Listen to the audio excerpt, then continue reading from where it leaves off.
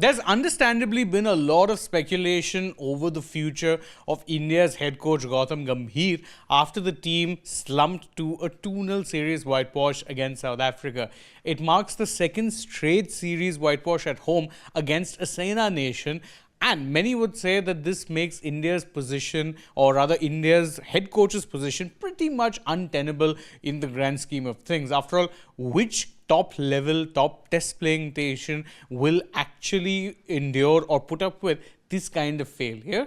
And whilst there is, of course, complications when it comes to sacking a head coach from just one format, surely there's enough indications that potentially this should be something that the team will be considering, right? Well, hold your horses if you are thinking that that's actually the case, because as of now, the message coming out is that Gambhir's job remains safe for the time being. That is, in fact, what a BCCI source has told a news publication in NDTV, saying we're not looking to replace Gautam Gambhir at the moment. That is the major message that is being sent out, that no, as of now, Gambhir is not going to be replaced. Of course, there is also going to be a meeting that is going to be held between the chairman of the selectors, and the head coach with the rest of the BCCI. So there is every chance that you could be very well seeing something change. Of course, might not be something as major as a sacking, but there is a chance that something major could be coming about after that meeting. But that meeting is only going to be taking place after the South Africa tour concludes, or rather South Africa's tour of India concludes. And remember, there's still a 3-match ODI series to be played, and there are also 5 T20Is to be played as a part of the same tour. So there's still plenty of cricket left, plenty of games that Gambhir will be overseeing as of now. So as things stand, the big major update for you is that there is no sacking set to be taking place. The BCCI seems happy with the work that Gambhir has done. In fact, they've even offered a little bit of a justification as to why they won't be sacking him.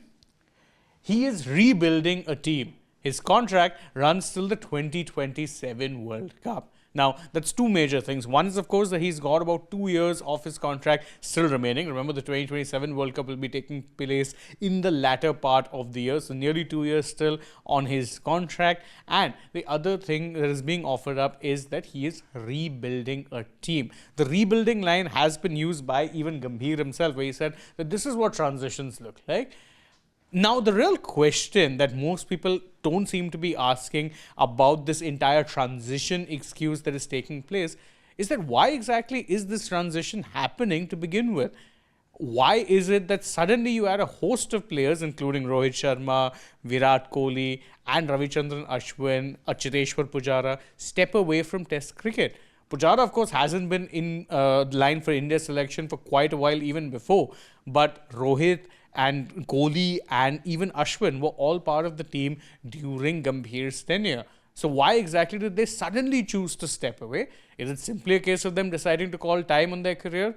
After all, there has been plenty of speculation over disagreements within the dressing room, particularly with senior players.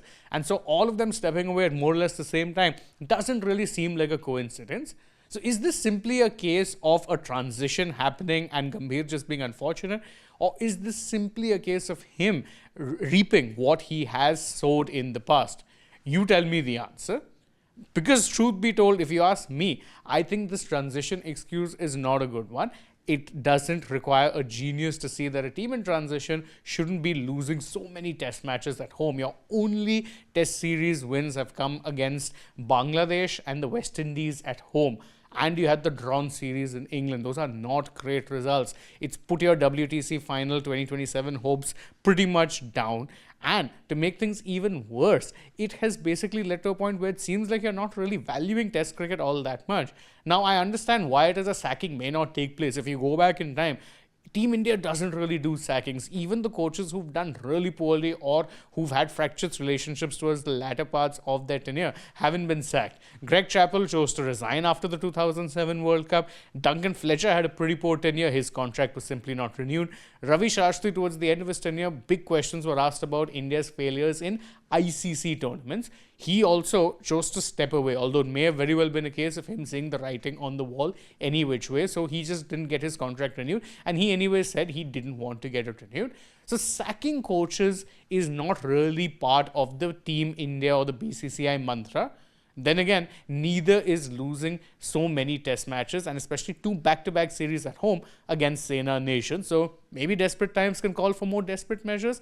Again, you guys can let me know in the comments what you think. And don't forget, if you enjoyed this video, to like it, share it with your friends, subscribe to the channel, tap the bell icon, follow us also on social media. We're on Instagram, X, and Facebook. And stay tuned for more such updates from the world of sport.